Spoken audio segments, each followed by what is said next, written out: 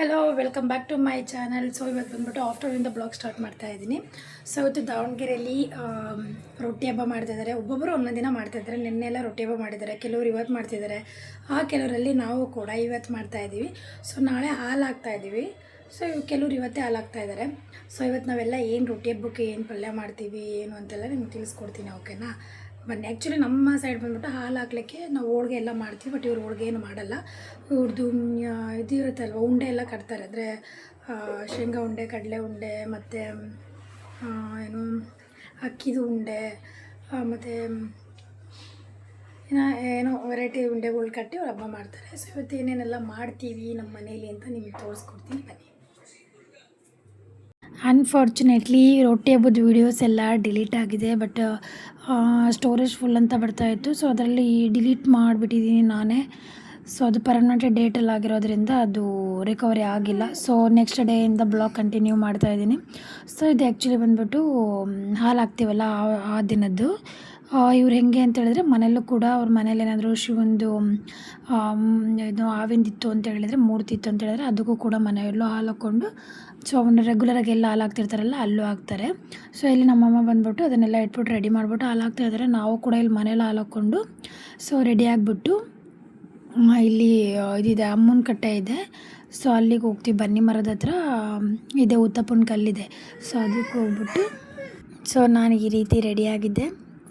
ಚೆನ್ನಾಗಿ ರೆಡಿ ಆಗಬೇಕು ಅಂತ ಅಂದ್ಕೊಂಡೆ, ಬಟ್ ಅನ್ಫಾರ್ಚುನೇಟ್ಲಿ ಏನು ಮಾಡ್ತೀರಾ, ನಂದು ಆಫೀಸು ಮತ್ತು ಅಂಗಡಿ ಎಲ್ಲ ಇರೋದ್ರಿಂದ ನಾರ್ಮಲಾಗಿ ಒಂದು ಪಿನ್ ಹಾಕ್ಕೊಂಡು ಹೋದೆ.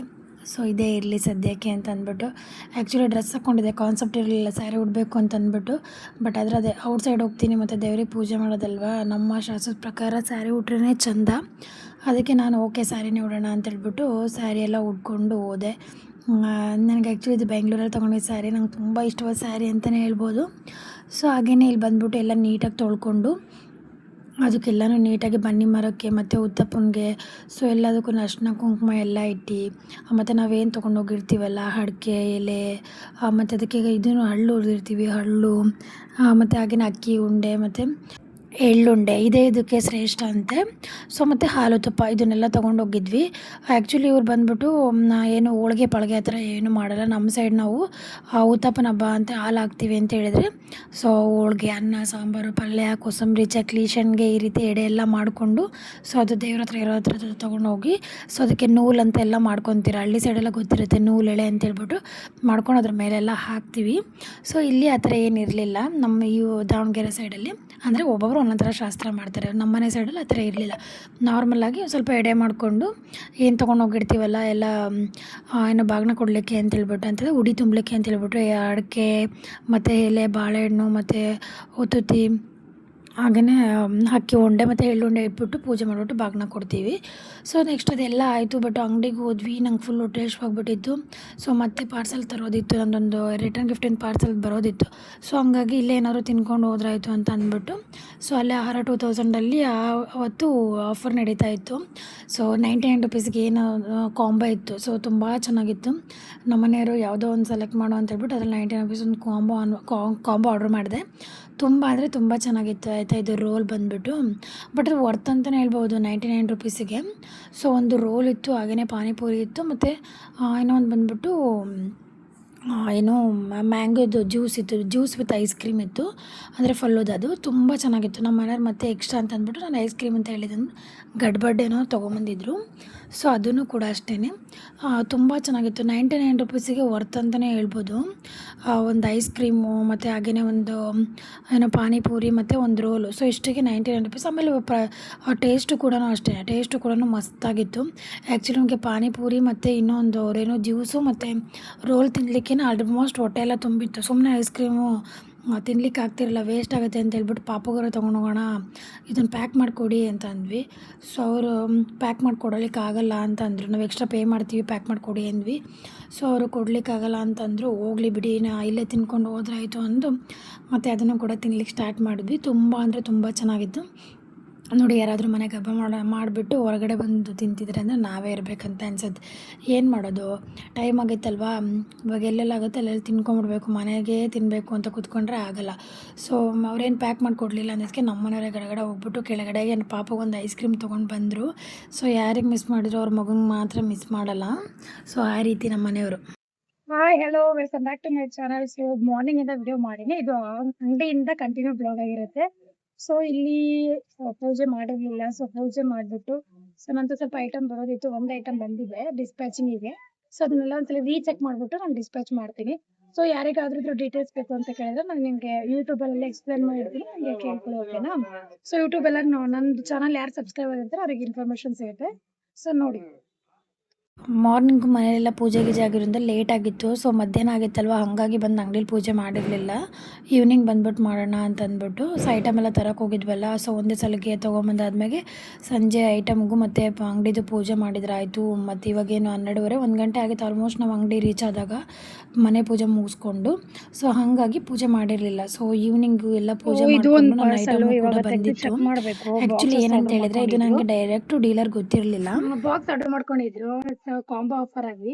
ಸೊ ಇದನ್ನೆಲ್ಲ ಒಂದ್ಸರಿ ಚೆಕ್ ಮಾಡ್ಬಿಟ್ಟು ಡಿಸ್ಪ್ಯಾಚ್ ಮಾಡ್ಬೇಕು, ಓಕೆನಾ? ಸೊ ಹಂಗೆ ನಾವೇನಾದ್ರು ಚೆನ್ನಾಗಿ ಕೊಟ್ಟಿರ್ತಾರೆ ಅಂತ ಹೇಳ್ಬಿಟ್ಟು ನಾವು ಹಂಗೆ ಬಿಟ್ವಿ ಅಂತ ಹೇಳಿದ್ರೆ ಕ್ರಾಚಸ್ ಆಗಿತ್ತು, ಸಮಥಿಂಗ್ ಏನೋ ಮಿಸ್ಟೇಕ್ ಆಗಿತ್ತು ಅಂತ ಹೇಳಿದ್ರೆ ಆಮೇಲೆ ನಮ್ಗೆ ಅವರು ತಪ್ಪಾಗಿರೋ ಐಟಮ್ ಕೊಟ್ಟಿದ್ದಾರೆ ಅಂತ ಅವ್ರು ಅನ್ಕೊಂಡ್ಬಿಡ್ತಾರೆ. ಸೊ ಅದಕ್ಕೇನೆ ಒಂದ್ಸಲಿ ನಾನೆಲ್ಲ ಚೆಕ್ ಮಾಡ್ಬಿಟ್ಟು ಸೊ ಡಿಸ್ಪ್ಲೇ ಹಾಕ್ಬಿಟ್ಟು ಮತ್ತೆ ಒಂದ್ಸಲಿ ವಿಡಿಯೋ ಮಾಡ್ಕೊಂಡು ಅವ್ರಿಗೆ ಕಳಿಸಿ ಕನ್ಫರ್ಮೇಶನ್ ತಗೊಂಡ್ವಿ.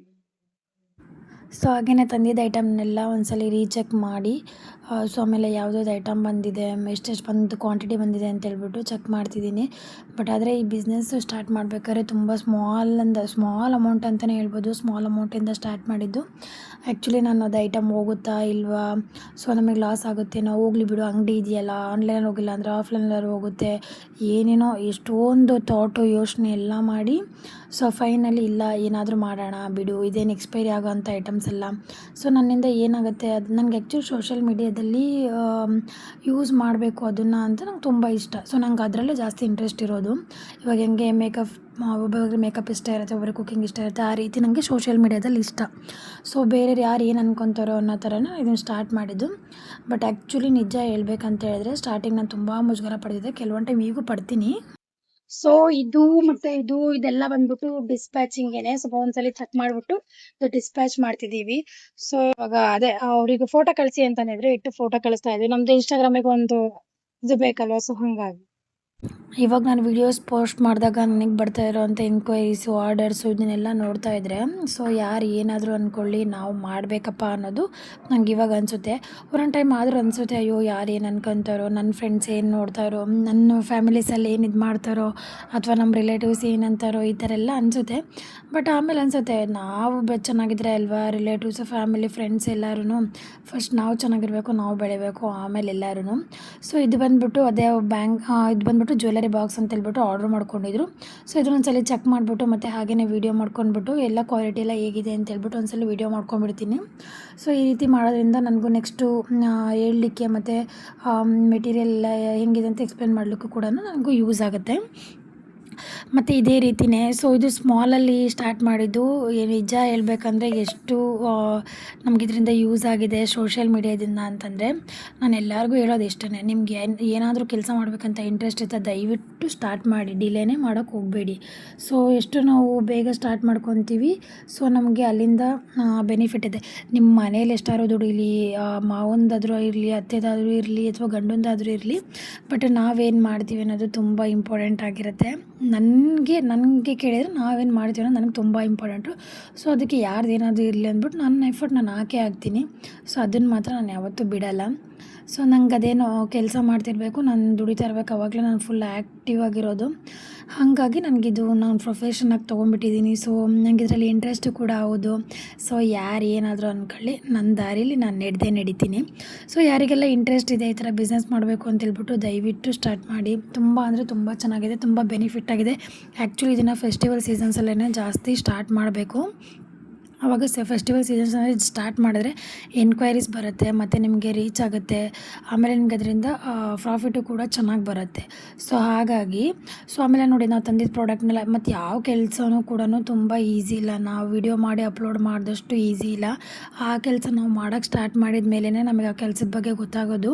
ಸೊ ಕುಕ್ಕಿಂಗ್ ವಿಡಿಯೋನೇ ಆಗಲಿ, ಕುಕ್ಕಿಂಗ್ ಮಾಡ್ತೀವಿ ಅಂತೇಳಿದ್ರೆ ಅದರಿಂದ ಎಷ್ಟು ಬ್ಯಾಕ್ಗ್ರೌಂಡ್ ವರ್ಕ್ ಮಾಡ್ತೀವಿ. ಸೊ ಅದೇ ರೀತಿ ಎಲ್ಲ ವರ್ಕು ಕೂಡ.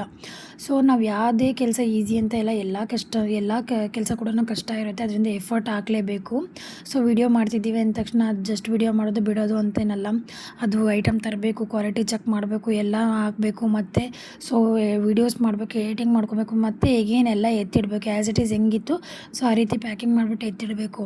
ಸೊ ತುಂಬ ಎಲ್ಲ ಕೆಲಸಕ್ಕೂ ಅದರದ್ದೇ ಆದಂಥ ರೆಸ್ಪೆಕ್ಟ್ ಇರುತ್ತೆ. ಸೊ ನಾನು ಹೇಳೋದು ಇಷ್ಟೇ, ಯಾರಿಗಾದರೂ ಬಿಸ್ನೆಸ್ ಮಾಡಬೇಕು ಅಂತ ಇಂಟ್ರೆಸ್ಟ್ ಇತ್ತು ಅಂತೇಳಿದ್ರೆ ಸ್ಯಾರಿ ಬಿಸ್ನೆಸ್ ಆಗಿರ್ಬೋದು, ಅಥವಾ ನೀವು ರಿಟರ್ನ್ ಗಿಫ್ಟಿನ ಬಿಸ್ನೆಸ್ ಆಗಿರ್ಬೋದು, ಇಲ್ಲ ಮೇಕಪ್ ಆರ್ಟಿಸ್ಟ್ ಆಗಿರ್ಬೋದು, ಸ್ಟಾರ್ಟ್ ಮಾಡಿ. ಮನೇಲಂತೂ ಯಾರೂ ಕೂರಬೇಡಿ. ಸೊ ನನ್ನ ಪ್ರಕಾರ ಇದು ಯಾರ್ದು ಎಷ್ಟೇ ಇದ್ರೂ ಪರವಾಗಿಲ್ಲ, ನಾವು ಏನು ದುಡಿತೀವಿ ಅನ್ನೋದು ಇಂಪಾರ್ಟೆಂಟು. ನನಗಂತೂ ತುಂಬ ಇಂಪಾರ್ಟೆಂಟು. ಸೊ ಹಂಗಾಗಿ ನಾನು ಮಾಡ್ತಾಯಿದ್ದೀನಿ. ಸೊ ನಾನು ಎಲ್ಲರಿಗೂ ಹೇಳೋದು ಇಷ್ಟೇ, ಸೊ ನಮ್ಮಿಂದನೂ ನಮ್ಮ ಹಸ್ಬೆಂಡ್ಸಿಗೆ ಏನಾದರೂ ಹೆಲ್ಪ್ ಆಗುತ್ತೆ, ಇಲ್ಲ ಬೇಡ ನಾವೇ ಇಂಡಿಪೆಂಡೆಂಟಾಗಿದ್ದೀವಿ ಅಂದರೆ ನನಗದು ಹೆಮ್ಮೆ. ಸೊ ಹಂಗಾಗಿ ನಾನು ನಿಮಗೆ ಇದನ್ನು ಹೇಳ್ತಾ ಇದ್ದೀನಿ. ಸೊ ನನ್ನ ಪ್ರಾಡಕ್ಟು ಯಾರೆಲ್ಲ ಯೂಟ್ಯೂಬಲ್ಲಿ ನೋಡ್ತಿದ್ದೀರಾ, ನಿಮಗೇನಾದರೂ ಇಷ್ಟ ಆಯಿತು ಅಂತೇಳಿದರೆ ಸೊ ಇಲ್ಲೂ ಬಿಸ್ನೆಸ್ ಮಾಡ್ತಿದ್ದೀನಿ ಅಂತ ಅಂದ್ಕೋಬೇಡಿ. ಸೊ ಯಾರಿಗೆಲ್ಲ ಇಷ್ಟ ಆಗುತ್ತೆ ಅಲ್ವಾ, ಯಾಕಂದರೆ ನಾನೆಲ್ಲ ತೋರಿಸ್ತಾ ಇದ್ದೀನಿ. ಸೊ ಯಾರಿಗಾದರೂ ಇಷ್ಟ ಆಯಿತು ಅಂತೇಳಿದರೆ ನನಗೆ ಟೆಕ್ಸ್ಟ್ ಮಾಡಿ, ಕಮೆಂಟ್ ಮಾಡಿ. ಸೊ ನಾನು ನಿಮಗೆ ಡೀಟೇಲ್ಸ್ನ ಪ್ರೊವೈಡ್ ಮಾಡ್ತೀನಿ. ಸೊ ಯಾರಿಗಾರು ಇಷ್ಟ ಆಯಿತು ಅಂತೇಳಿದರೆ ಬೈ ಮಾಡಿ, ಓಕೆನಾ. ಸೊ ಇಲ್ಲ ಅಂತಂದರೆ ಯಾರಾದರೂ ಬಿಸ್ನೆಸ್ ಸ್ಟಾರ್ಟ್ ಮಾಡಬೇಕು ಅಂತ ಅಂದ್ಕೊಂಡಿದ್ರೆ ಸೊ ಅದಕ್ಕೂ ಕೂಡ ನನಗೆ ಕಾಲ್ ಮಾಡ್ಬೋದು, ಅಥವಾ ಟೆಕ್ಸ್ಟ್ ಮಾಡಿ, ಕಮೆಂಟ್ ಮಾಡಿ. ಸೊ ನಾನು ಇದ್ರ ಬಗ್ಗೆ ಕಂಪ್ಲೀಟಾಗಿ ನಿಮಗೆ ಇನ್ಫಾರ್ಮೇಷನ್ ಕೊಡ್ತೀನಿ. ಸೊ ನನ್ನಿಂದ ಯಾರಾದರೂ ಬಿಸ್ನೆಸ್ ಸ್ಮಾಲ್ ಆಗಲಿ ಬಿಗ್ಗರ್ ಆಗಲಿ ಸ್ಟಾರ್ಟ್ ಮಾಡ್ತೀವಿ ಅಂದರೆ ಅದಕ್ಕಿಂತ ಒಳ್ಳೇದು ಏನಿದೆ. ನಾನು ಕೂಡ ಸ್ಟಾರ್ಟ್ ಮಾಡಿರೋದು ತುಂಬ ಕಮ್ಮಿಯಿಂದನೇ. ನೀವು ಕೇಳಿದರೆ ಹೌದಾ ಅಂತೀರ, ಜಸ್ಟ್ 4000ಇಂದ ನಾನು ಸ್ಟಾರ್ಟ್ ಮಾಡೋದು ಈ ಬಿಸ್ನೆಸ್. ಸೊ ಇವಾಗ ಕುತ್ಕೊಂಡು ತಿಂತಿದ್ದೀನಿ. ಯಾವುದು ಕೆಲಸನೂ ಈಸಿ ಇಲ್ಲ, ಎಲ್ಲಾ ಕೆಲಸನೂ ಕಷ್ಟನೇ. ಅದಕ್ಕೆ ಆದಂತ ಎಫರ್ಟ್ ಹಾಕ್ಬೇಕು, ಅದಕ್ಕೆ ಆದಂತ ಟೈಮ್ ಕೊಡ್ಬೇಕು.